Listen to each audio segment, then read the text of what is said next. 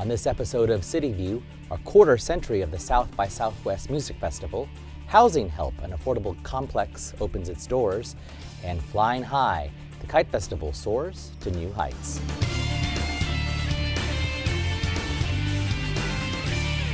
Welcome to CityView. I'm your host, Renee Tejas. Drivers in southwest Austin could get relief from traffic congestion near the Y in Oak Hill.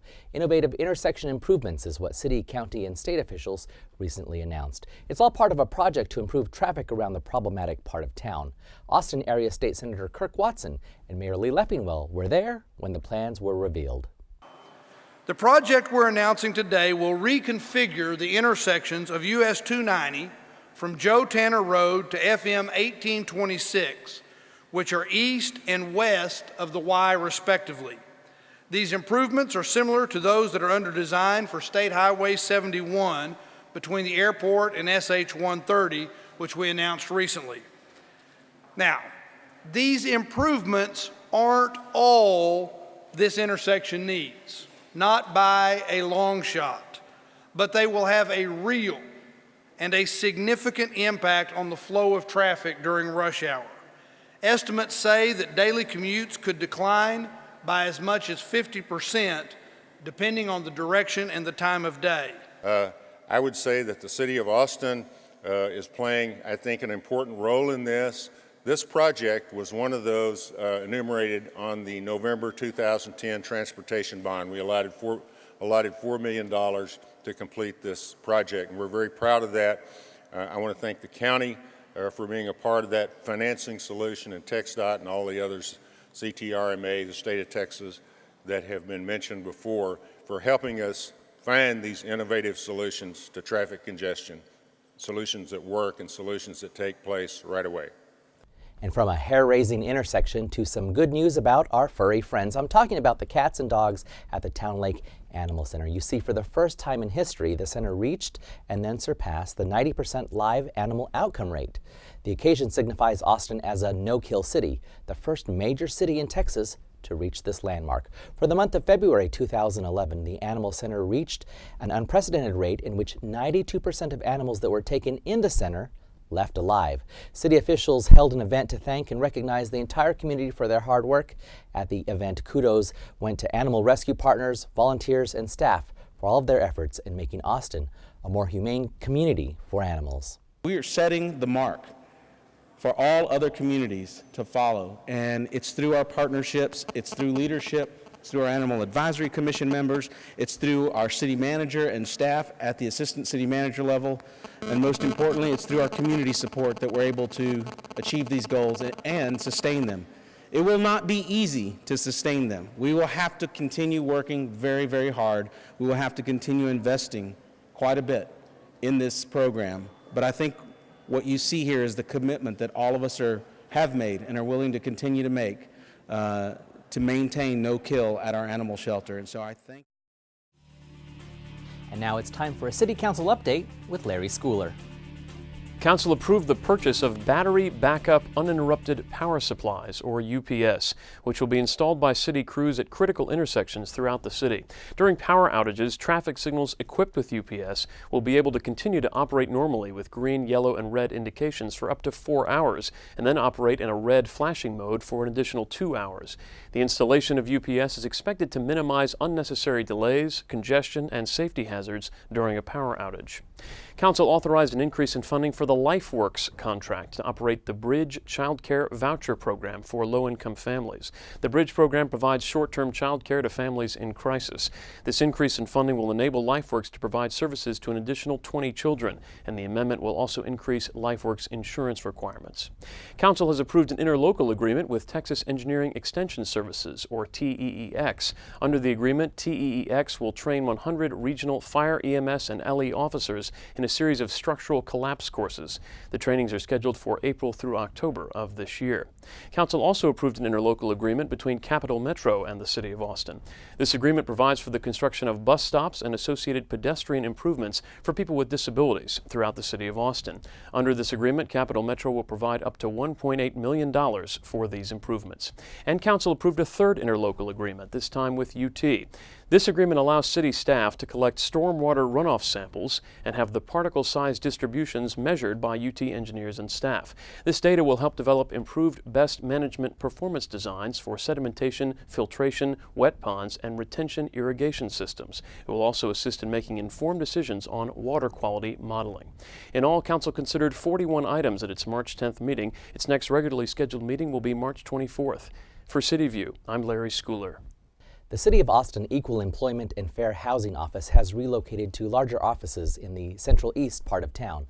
The new location promises to provide better accessibility to those needing its services. The goal of the office is to promote the fair treatment of all individuals in the areas of employment, housing, and public accommodations.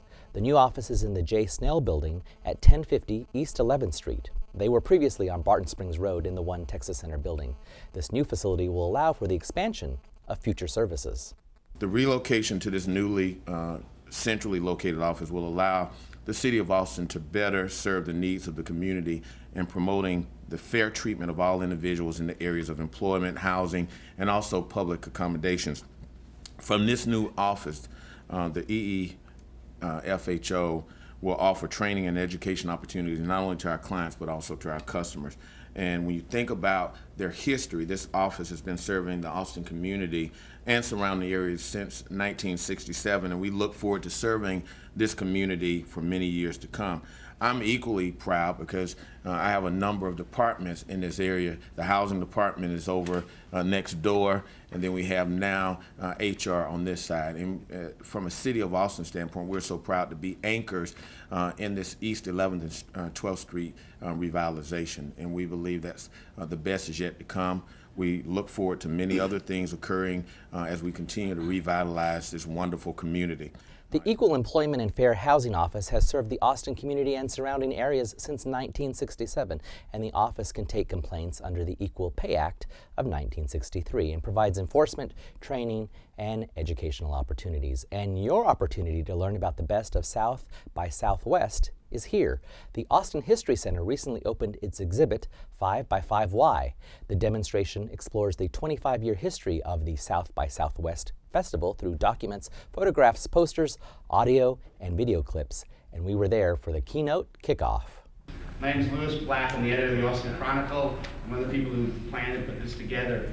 We'd like to welcome everybody to Austin, welcome everybody to the conference. It's our first time. I heard Lewis make a remark to Nick that was like, that's just what I'm thinking. He was going, God, we look so young. 25 years is worth a mark to sit back and look back.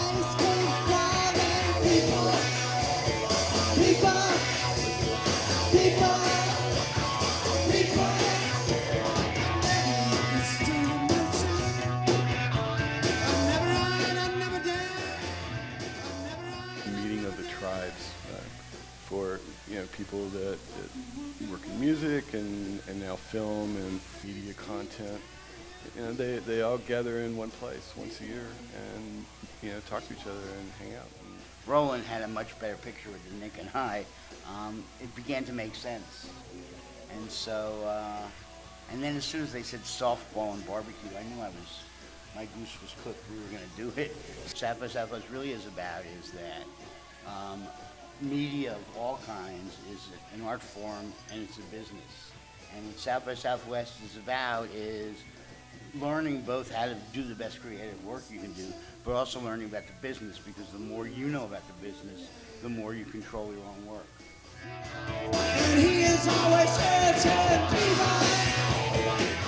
The opening of a new apartment complex in West Austin showcases the City of Austin's use of general obligation bonds and also highlights the need for affordable housing in the city. Officials recently joined the Mary Lee Foundation at a ribbon-cutting ceremony for the Willows, a new affordable housing complex at 1332 Lamar Square Drive in West Austin. We're celebrating the 40th anniversary of Mary Lee Foundation and the opening of the Willows, which is a 64-unit apartment building, brand new, has the highest levels of accessibility of any apartment development in the state of Texas, and is very affordable so that people who earn less than $700 a month can afford to live here. And we've had people in for a couple of months and it's almost all full up. I was living in a car But you know what? When I moved here, this is my home. I can, they let me, I can do anything I want but mess with drugs, and I don't do that. But look, they give me a place to live here. I got a refrigerator, stove, I can cook. I got everything I need right now, so thanks to Mary Lee Foundation, I am doing well right now. And the Willows was one of the first affordable housing developments funded by general obligation bonds, funded by Austin voters in November 2006. This simply would not have happened if it had not been for the funders such as the City of Austin and the bond money that they were able to put into the program, and the Federal Home Loan Bank and groups that were able to combine their funding sources to make it happen, because we don't have the resources in working with the economically deprived folks to be able to do this on our own. Think of the Willows. Clearly know that it is consistent with the goals of long-term affordability, 60 units that are going to be 30% MFI and 50% MFI, geographic dispersion, just looking where this is located next to Lamar and west of I-35, and also preservation, housing preservation. So to all of you, a job well done, and thank you so much for the great partnership. This project is in line with the city's goal of long-term affordability projects, and not only is the name green, the Willows is designed to meet the City of Austin's smart housing and green building standards. And finally, go fly a kite. It's what many folks recently did as Austin celebrated one of its favorite pastimes, the annual Zilker Kite Festival. This was the 83rd year for the event, which was at Zilker Park.